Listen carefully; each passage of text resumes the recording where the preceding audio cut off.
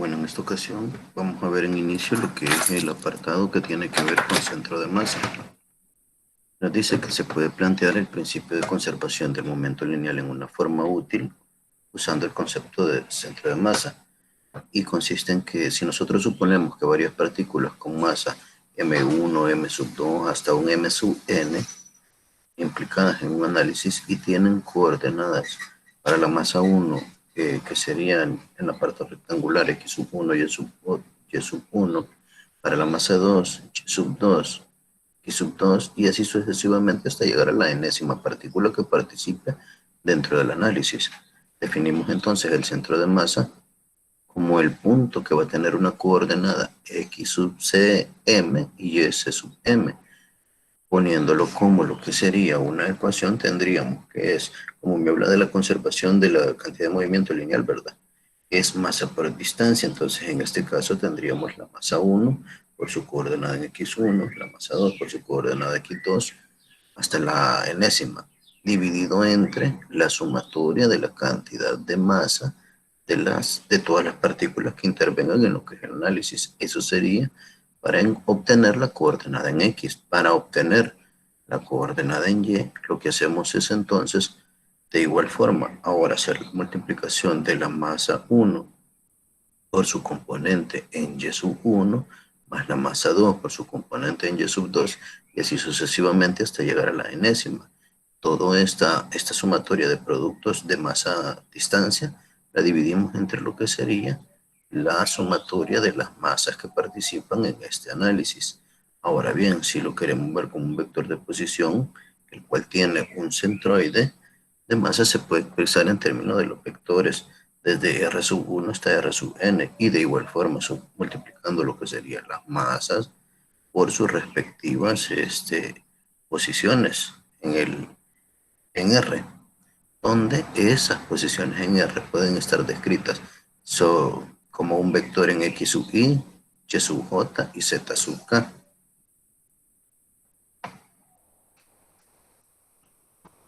Y también se puede conocer a través de integración, la cual sería la integral de lo que sería el vector R por el producto de sub M, o por un diferencial de masa, en el cual en ese momento esos diferenciales tendrían que estar descritos a través de ecuaciones funcionales de distancia también.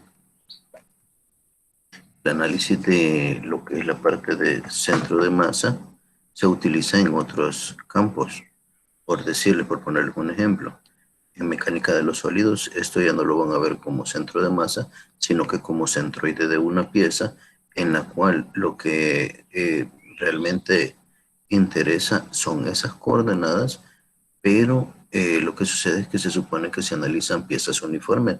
Por eso es que la masa no aparece ya en esas ecuaciones. Por decirles, en esas variantes van a aparecer elementos que tienen que ver de distancias por áreas, en lugar de lo que es masa por distancias, y divididas entre el área total de la cual se esté analizando en esos casos. Otro caso particular en el cual tienen utilidad este concepto básico es en lo que es distribuciones de planta, cuando se van a efectuar lo que son emplazamientos de un lugar estratégico, el cual reduce lo que son los costos de hacer llegar ciertos productos entre sucursales de alguna empresa. Ahí tiene otra utilidad. Bueno, entonces retomemos el tema del centro de masa y verifiquemos estos ejemplos. Para el primer caso me dice, la siguiente figura ilustra un modelo simple de la estructura de una molécula de agua. La separación entre los átomos es de 9.57 por 10 a la menos 11 metros. Cada átomo de hidrógeno tiene una masa de 1 unidad y la del oxígeno de 16 unidades. Y nos pide que determinemos la posición del centro de masa. Si revisamos la figura, nos vamos a dar cuenta nosotros que tenemos dos elementos de hidrógeno y uno de oxígeno. Ahora bien, quiere decir que para efectuar este análisis, si yo lo hiciera de forma vectorial, lo que necesito es descomponer lo que son las posiciones que tienen las dos partículas de hidrógeno. Y para ese caso, necesito verificar lo que es el ángulo que hay medido desde X hacia cada una de estas partículas. Pero en principio, si se fijan, no nos dan eso de esta forma, sino que lo que nos obsequian realmente es eh, una distancia de ángulo completa entre las dos partículas de hidrógeno. Entonces tenemos que obtener lo que sería el ángulo que existe desde el eje X o desde la posición horizontal hacia cada uno de estos elementos para poder desarrollar lo que sería el análisis. Pero para este caso está bastante sencillo. ¿Por qué? Porque me dice que entre las dos partículas realmente hay 105 grados. Entonces, para sacar la sección que existe entre cada uno, simplemente procedemos a lo que es la división de ese ángulo entre cada una de las partículas entre 2, quedándonos entonces un ángulo de 52.5 grados en sentido horario y en sentido antihorario, sabiendo nosotros que la del sentido horario es negativa y la del sentido antihorario es positiva. Pero si se fijan, eso es cuando nosotros decíamos, cuando quiero analizar un elemento y quiero utilizar el ángulo, entonces le pongo al ángulo el signo negativo, lo que sucedería en el que va en sentido horario y lo que sucede en el que va en sentido antihorario, que sería el positivo.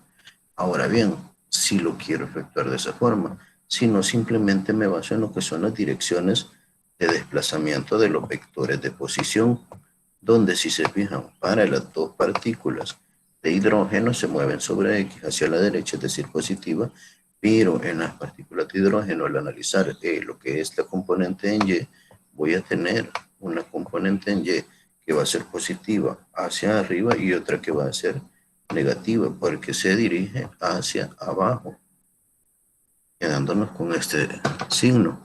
Entonces, cuando haga la sumatoria de masas por distancias en Y, si se fijan, la masa va a ser la misma, pero la cantidad de distancia y la cantidad de distancia de igual forma. Lo único que va a variar es el símbolo. Por lo tanto, se podría decir que en el eje Y va a estar centrado ya ese centroide. Si se fijan, de hecho, acá como toma como origen este elemento, va a tener la misma distancia hacia arriba y la misma distancia hacia abajo. Y hacia la derecha, o es decir, en el eje X, sí va a tener un valor numérico diferente de 0, porque no va a estar centrado. Bueno, prosigamos entonces.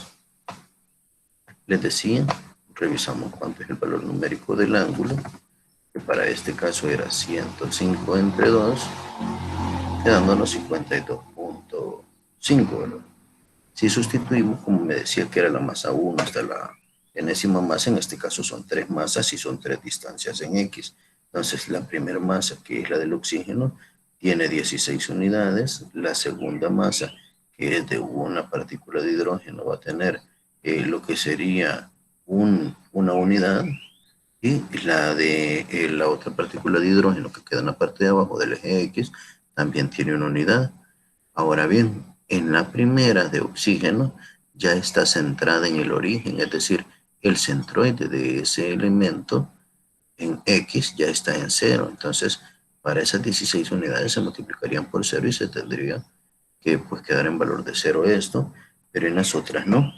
Si se fijan, si utilizo el símbolo del ángulo en lugar de lo que es el símbolo del recorrido, todos van a estar antecedidos por un signo más. Si no fuese así, acá en la segunda partícula de hidrógeno, donde aparece menos 52, solo diría la distancia por el coseno de 52 y colocando el signo en la parte de afuera por la disposición que tiene.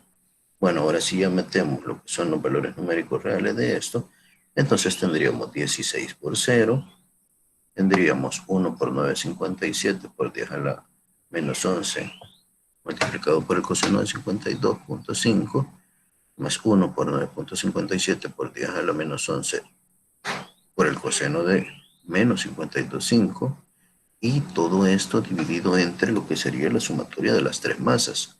Una masa de hidrógeno, de oxígeno que tiene 16 unidades, entre dos masas de hidrógeno que son de una unidad cada uno, quedándonos un valor numérico de 1.1652 por 10 a la menos 6 unidades por metro entre 18 unidades, que es el valor de la masa total.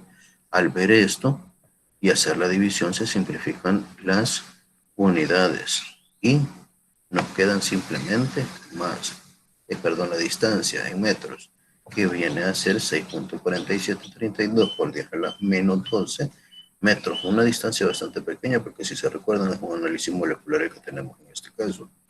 Ahora, si procedemos a ver el análisis en el eje Y, de igual forma, 3 partículas multiplicadas cada masa por su componente en Y, divididas entre lo que es la cantidad de masa total. Pero para este caso, si se fijan sobre lo que es la partícula de oxígeno, que es donde aparece toda la referencia con 0,0 como centroide de ella, entonces tendríamos en Y de nuevo una distancia con valor de 0 para ese primer elemento, 16 por 0, pero ahora tendríamos sobre lo que es el eje de la Y una unidad por D seno de 52 y una unidad por D seno de menos 52 y divididos entre lo que sería de nuevo 16 más 2 unidades de cada una de las partículas de hidrógeno. Al efectuar la sumatoria nos damos cuenta que este primer elemento se nos va a hacer 0, el que tiene que ver con el oxígeno, porque se multiplica con 0, pero los otros dos valores nos van a dar la misma magnitud, pero con un signo diferente entre ellos. Entonces quiere decir que entre estos dos elementos se van a anular. Por lo tanto, nos quedaría un valor de 0 en la parte del numerador y en el denominador 18 unidades. Y de matemáticas sabemos que 0 dividido entre cualquier número pues siempre nos va a resultar en un valor numérico de 0, por lo tanto sus coordenadas para este caso son que un punto en X de 6.4732 por 10 a la menos 12 y en Y un desplazamiento de 0 metros. Vamos al siguiente ejercicio. En el siguiente ejercicio me dice que 3 personas de masa M aproximadamente equivalente sobre una banana o un elemento inflado que va sobre el agua, ¿verdad?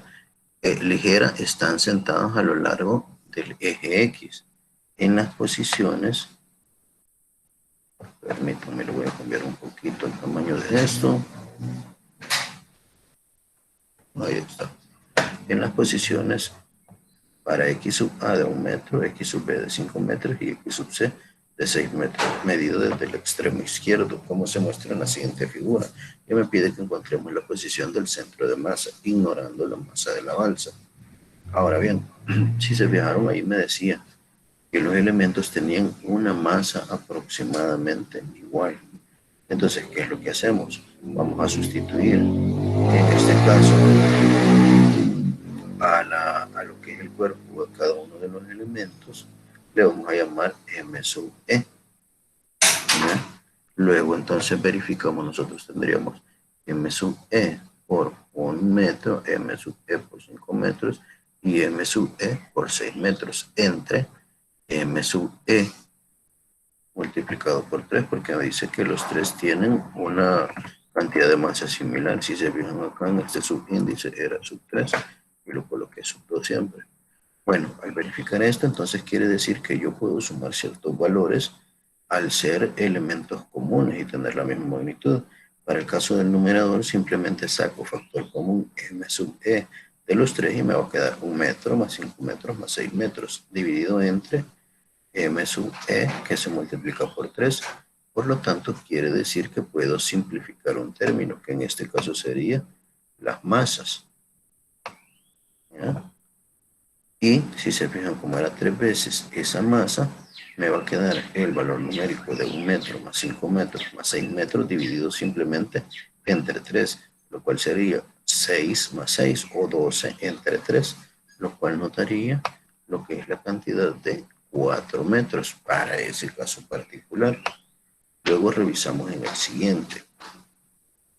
En el siguiente me habla de 3 partículas de nuevo, como lo hizo con las 2 de hidrógeno y la de oxígeno, pero me dice que estas 3 partículas, cada una con masa de 2.5 kilogramos, están localizadas en las esquinas de un triángulo rectángulo, cuyos catetos miden 2 metros y 1.5 metros, como se muestra en la siguiente figura, y nos pide de nuevo que localicemos el centro de masa. Para este caso, si ustedes se fijan, nos hace alusión o nos hace una pequeña referencia de por dónde quedaría el centro de masa. Ahora bien, si se fijan, tengo el eje X y tengo el eje Y, donde al revisar esta notación que tengo yo acá, puedo identificar directamente que lo que es la partícula A ya se encuentra centrada.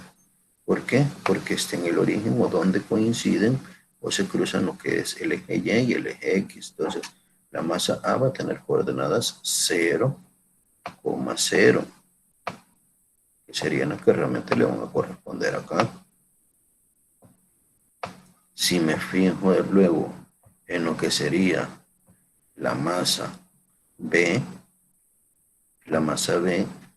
resulta que se desplaza simplemente sobre el eje X, entonces tendríamos una coordenada de 2 y como no sube ni baja en Y, tendría un valor de 0 en esa coordenada. Y si me voy a la masa C tiene coordenadas de lo que sería 2 unidades en X, porque tendría que desplazarme hacia 2 y luego de 2 subir, si se fijan en este caso, 1.5 para llegar hasta ese valor numérico. Vamos a ver más o menos cómo iría la trayectoria de esto. Tengo que llegar hasta este punto y una vez llegado a este punto, subir. ¿Ya? Por eso es que tiene 2,1.5 de lo que son unidades métricas para este caso. Entonces ahora ya puedo hacer el análisis una vez tengo identificadas las coordenadas de cada uno de los puntos. Si voy a la parte de X tendría la masa de A por 0 más la masa de B por 2 metros más la masa de C, por 2 metros dividido entre las tres masas. Sería 3 por 2.5 kilogramos. Entonces si sustituimos tendríamos la masa de A por 0, la masa de AB que es 2.5 por 2 metros y la masa de C que es 2.5 por 2 metros dividida entre lo que sería lo que es 3 por 2.5 que nos daría 7.5, o cuánto nos daría multiplicar 3 por eso, sí 7.5, pero revisemos esto de nuevo, al igual que en el anterior, hay elementos que son comunes o que tienen la misma cantidad. Si revisamos acá, entre lo que es la parte de arriba y de abajo, en las masas tenemos 2.5 kilogramos en el numerador y en el denominador. Por lo tanto, se pueden simplificar y nos quedaría nada más 2 por 2 en la parte de arriba, que serían 4 entre 3 al final. Entonces, estaríamos ante una cantidad de 4 tercios de metro, que es igual a 1.33 de metro.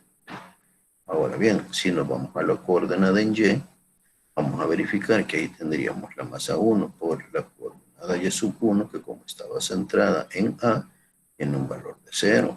La de B dijimos que no se desplazaba en Y, sino que seguía sobre lo horizontal, entonces también sería la masa de B por 0, pero la masa de C sí existe, multiplicada por el 1.5 que tiene que desplazarse hacia arriba entre la sumatoria de las tres masas. Entonces tendríamos ahora simplemente la masa de C, que es 2.5 por 1.5 entre 3 por 2.5, y revisamos de nuevo, hay 2.5 en la parte de arriba y 2.5 en la parte de abajo, que son de las mismas unidades en kilogramos. Entonces nos queda al final 1.5 dividido entre 3, que nos viene a dar como resultado un 0.50 de metro. Hasta ahí estaríamos con lo que son lo que es el procedimiento para poder encontrar el centro de masa. Ahora pasamos a lo que es la posición, velocidad y aceleración angular. En este caso tenemos relación con lo que sería una temática que nosotros vimos antes, que tenía que ver con lo que era aceleración radial, me acuerdo, y hay una transversal, pero para este caso vamos a empezar como que desconocemos eso y lo tomamos desde cero. Entonces decimos, un pequeño elemento de disco modelado como partícula P está a una distancia fija R desde un origen y gira en torno a él en un círculo de radio R. De hecho, cada partícula en el disco experimenta un movimiento circular en torno a lo que sería ese origen O. Es conveniente representar la posición de P con sus coordenadas polares, que son r, teta, donde r es la distancia desde el origen hasta P y teta que se mide en contra de lo que serían las manecillas del reloj en sentido antihorario. Es de cierta línea de referencia fija en el espacio, como se muestra en la siguiente figura, en la figura A. Luego, en esta representación, si ustedes revisan acá, que está, si yo colocara sobre el horizontal una línea de referencia horizontal hacia R, aquí teta vale 0, porque simplemente está sobre el eje X, que cuando es en matemática lo vemos a este como el eje polar. Ahora bien, en esta representación, el ángulo teta cambia en el tiempo. Perdón, porque aquí no le cambié esto. Cambia en el tiempo mientras que R representa o permanece constante. A medida que la partícula se mueve a lo largo del círculo desde la línea de referencia, que está a un ángulo teta igual 0, se mueve a través de la longitud de arco S. Yo me imagino que con anterioridad ustedes tienen que haber visto ya lo que es ese concepto relacionado con lo que es la longitud de arco. La longitud de arco está descrita como la distancia que hay, si se vean, desde este punto hasta donde llegó P, pero en esta trayectoria curva. Entonces, esa longitud de arco se define como S, y S está determinado por R, o la distancia que tenga desde 0 hasta P, el rayo proyectante multiplicado por lo que es el ángulo que se haya desplazado, que es teta. Ahora bien, entonces revisemos. Esta longitud de arco se relaciona con el ángulo mediante, y ponemos por ahí la ecuación S es igual a R por teta, que me da la longitud de arco en unidades de longitud. Realmente son unidades de distancia las que voy a obtener en S.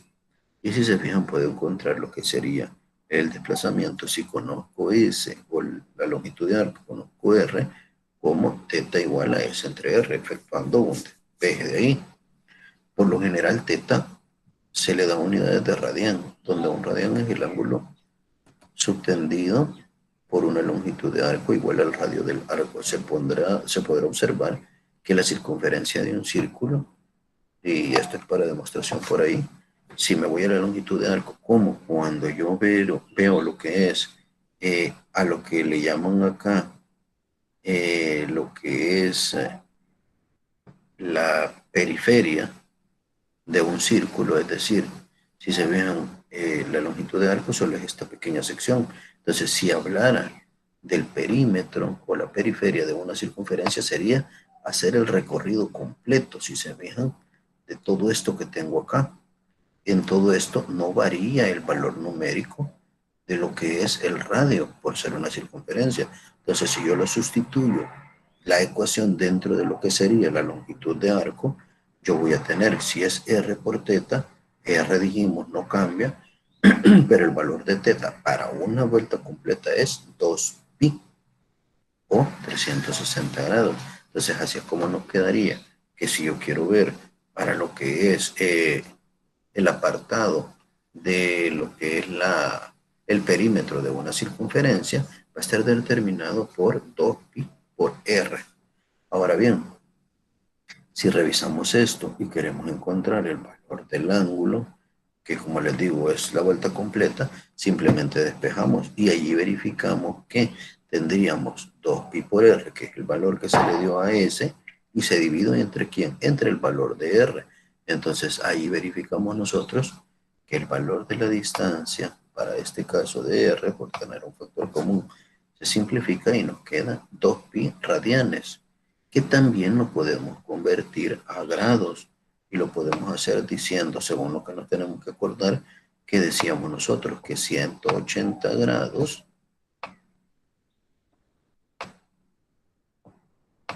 es igual a media circunferencia, o es igual simplemente a pi radianes. Entonces, si eso es cierto, señores, entonces nosotros verificamos que tenemos unidades equivalentes en el numerador y en el denominador.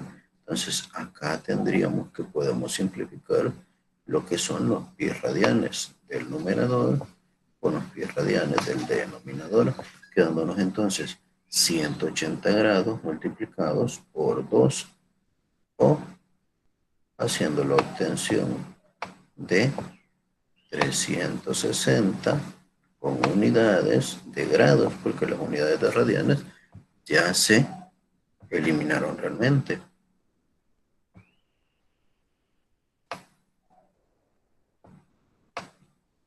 Este concepto de la parte de longitud de arco es muy importante cuando vamos a la parte de dinámica y mecánica de los sólidos. Ya bien, por acá les coloco que recordarnos también de esa conversión de pi sobre 180 grados o de lo que sería la otra forma que es 180 entre pi radianes. Una es para convertir a grados y la otra es para convertir a radianes. Si se fijan acá, la que yo acabo de utilizar es, perdón, la que están utilizando acá es pi en radianes entre 180 para hacer que obtener un teta en radianes, porque simplificaríamos. En este donde está el paréntesis, metemos el ángulo del cual es el original, que estaría en grados, se simplificaría con grados acá y nos quedarían en unidades de pi radianes. Ahora bien, conforme la partícula en cuestión sobre el objeto rígido va viajando de la posición A la posición B en un intervalo de tiempo delta de t, como en la siguiente figura, que si se fijan es esta que aparece acá, nos presenta dos posiciones. Una posición al inicio que sería en A, que es este de acá, y otra que es en B, que es esta otra de acá, ¿verdad?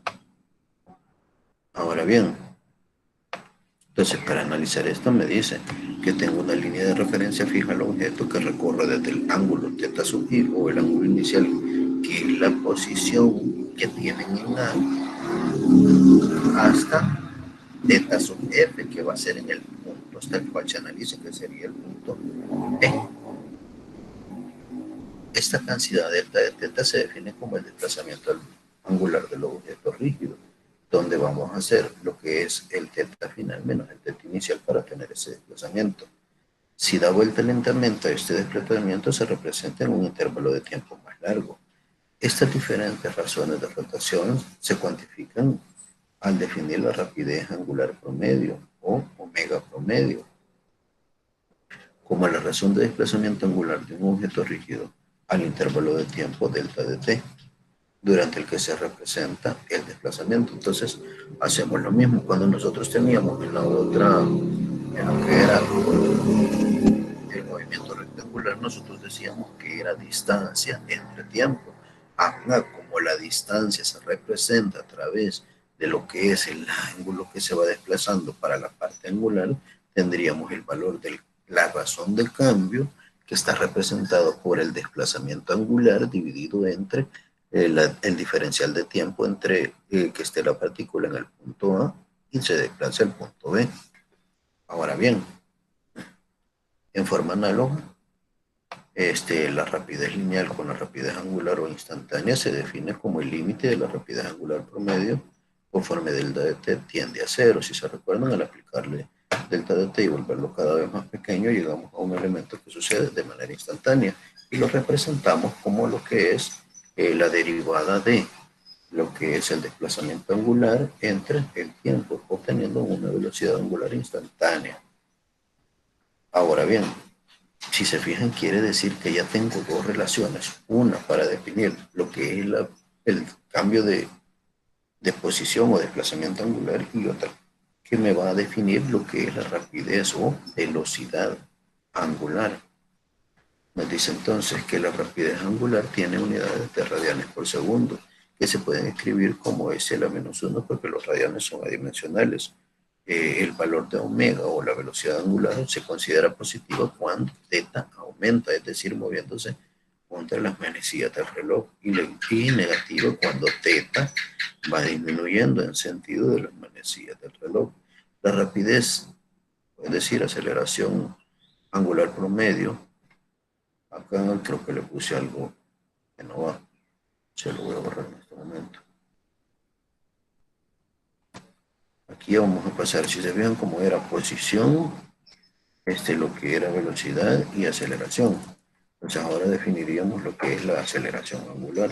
Pasando, si se fijaron, de la posición que estaba determinado por θ, luego pasamos a la velocidad angular o rapidez angular determinado por omega, y ahora vamos a la aceleración angular que va a estar determinado por un valor de alfa. Si en lo que era la parte rectangular era posición, que era una distancia, le hacíamos una derivada y llegábamos a velocidad y aplicábamos una segunda derivada para llegar a aceleración. De igual forma sucede acá.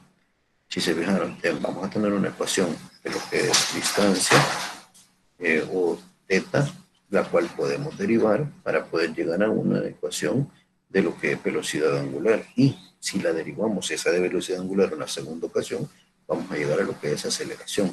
Entonces nos dice por acá, la aceleración promedio, que se va a simbolizar con la letra griega alfa, de un objeto rígido en rotación se define como la razón de cambio de la rapidez angular o velocidad angular, ¿verdad? En el intervalo de tiempo delta de t, durante el que se representa el cambio en la rapidez angular. Y lo definimos de esta forma, si se fijan, sería la velocidad final menos la velocidad inicial entre el diferencial de tiempo.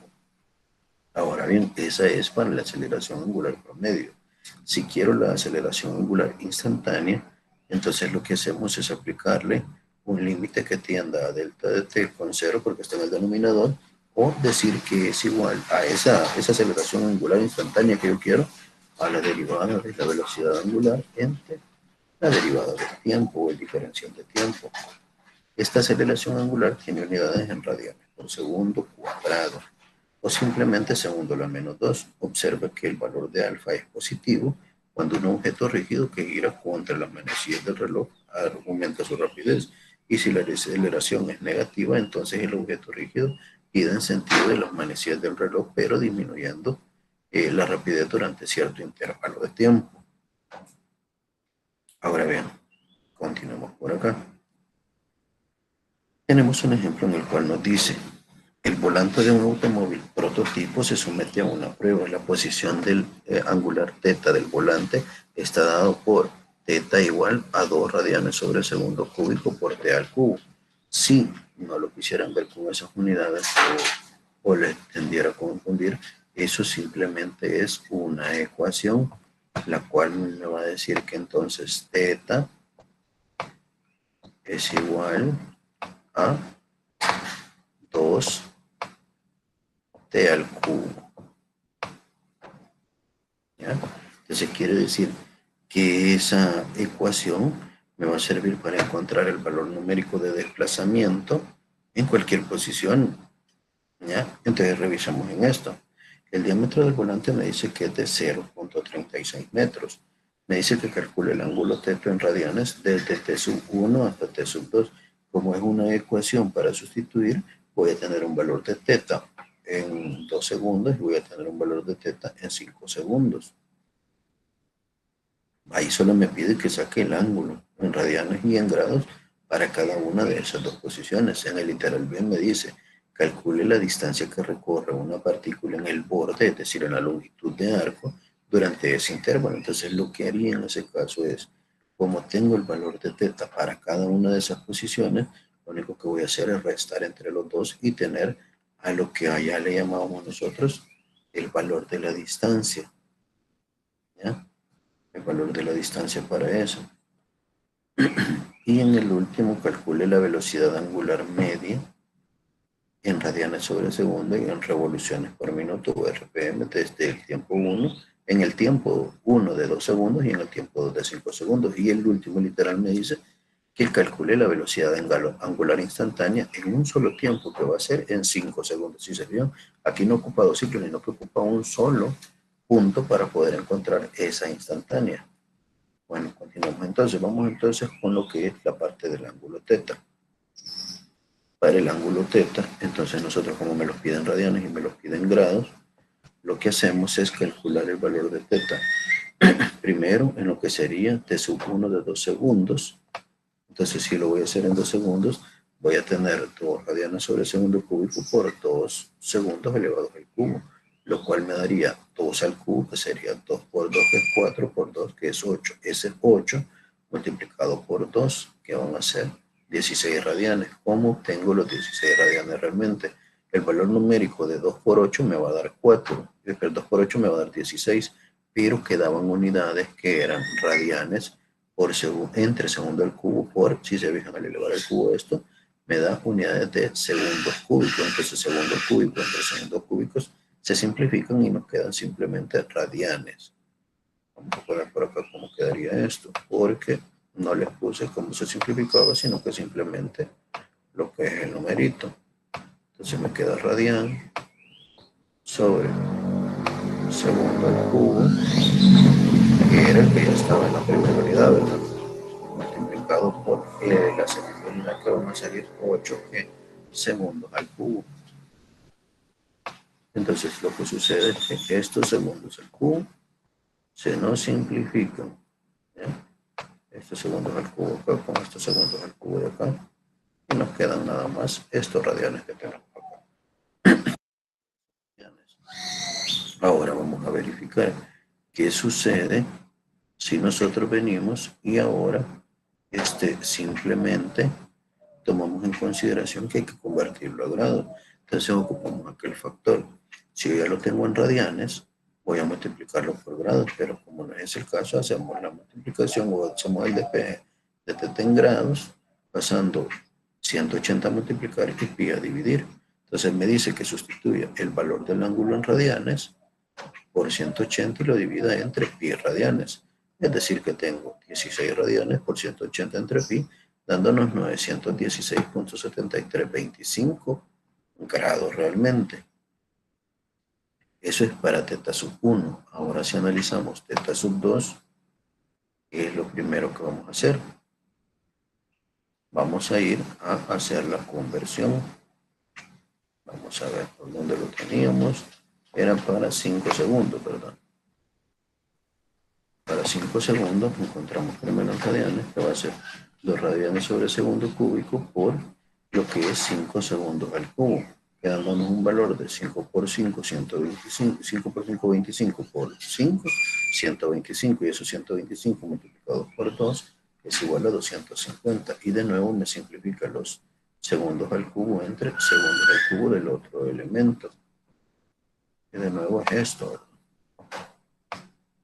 Radianes del original que estaba ahí sobre segundos al cubo multiplicado por 5 segundos lineales o elevados al cubo, que me va a dar segundos al cubo. Esto simplemente lo estoy haciendo para mostrar cómo es que se simplifican las unidades, no poniendo el valor numérico porque eso ya lo obtuve. Quedándonos entonces unidades simplemente de radianes, porque segundos al cubo entre segundos al cubo pues se simplifican y nos quedan 250 radianes. Luego procedemos a lo que es el paso de conversión a grados, lo cual es 250 radianes por 180 grados entre pi radianes, donde tendríamos 14.323.9449 grados. En estas simplificaciones a radianes, quiero que tengan cuidado, porque si se fijan, yo aquí le pongo pi radianes. Lo mismo hice acá arriba.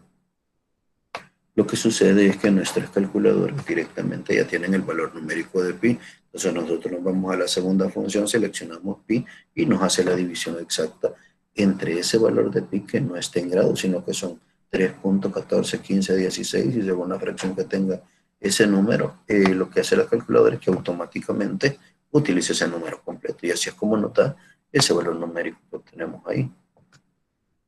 En el segundo, donde me pedía la distancia que recorre la partícula en el borde, es decir, en la longitud de arco durante ese intervalo, nosotros venimos y encontramos que esto se trabaja por lo general en radianes.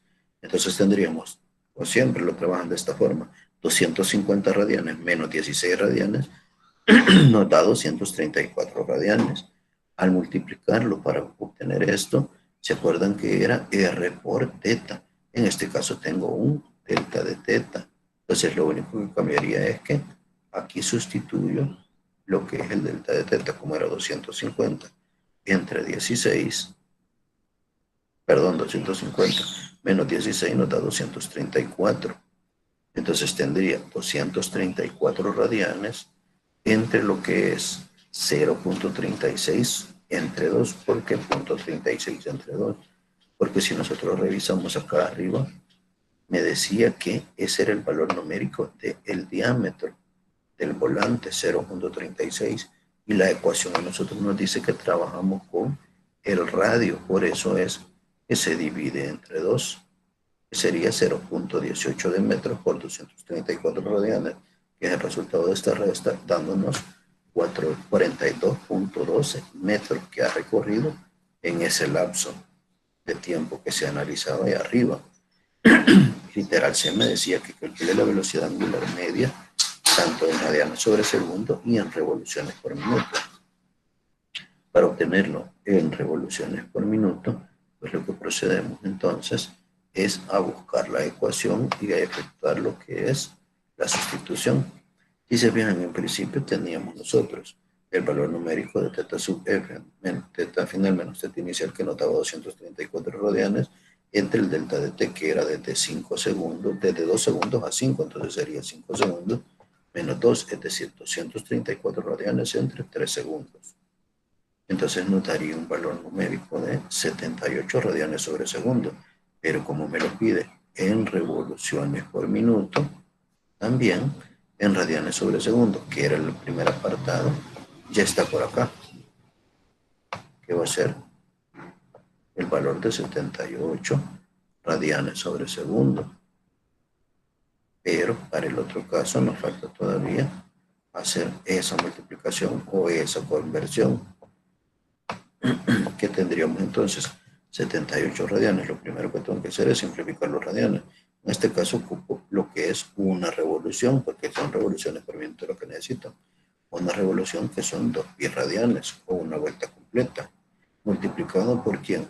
Necesito minutos, entonces voy a convertir esos segundos que aparecen acá en minutos. Entonces tendría 60 segundos en el numerador, porque en el original aparecía en el denominador 60 segundos entre un minuto, quedándonos entonces el valor numérico de multiplicar 78 por 1 por 60 entre 2pi, y nos da el valor numérico de 744.8451 revoluciones por segundo.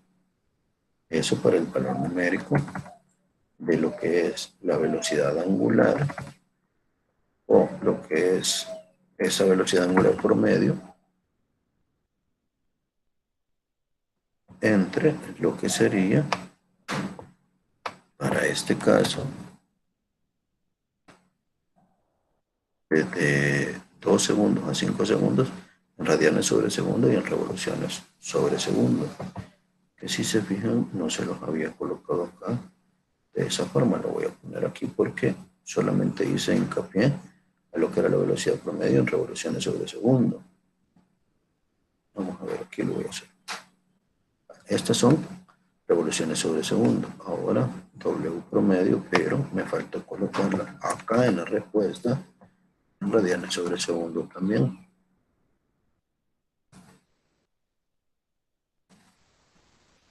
Eran simplemente 78 radianes sobre segundo, el que habíamos sacado acá. Y ya tendría las dos en los dos elementos que me pedían, ¿verdad? Revoluciones sobre minuto y radianes sobre segundo. Ahora procedemos a lo que nos pedía literal D. Literal D nos decía que calculáramos la velocidad angular instantánea en lo que era un valor numérico. Por ahí. Vamos a ver. La velocidad angular instantánea en 5 segundos. Entonces nos venimos hasta acá y nos decía a nosotros que esa iba a ser igual al límite de delta de t entre t, o la derivada simplemente de lo que era de acá, lo que era la derivada de delta de teta, derivada de teta si lo quieren ver así, derivada de teta entre lo que es la derivada del tiempo.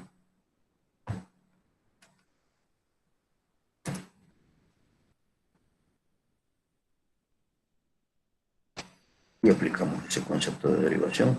Entonces aquí como estamos ante lo que sería la derivada de una ecuación que realmente es, se utilizaría la fórmula de las potencias, simplemente aplicamos eso.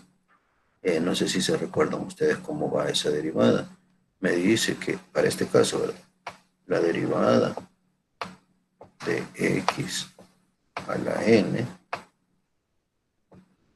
respecto de la variable x, que en este caso, para nuestro caso sería t, ¿verdad?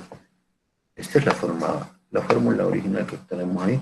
Nos dice que es igual a n por x elevado a la n menos 1. Esa es la ecuación de la derivada de una función exponencial.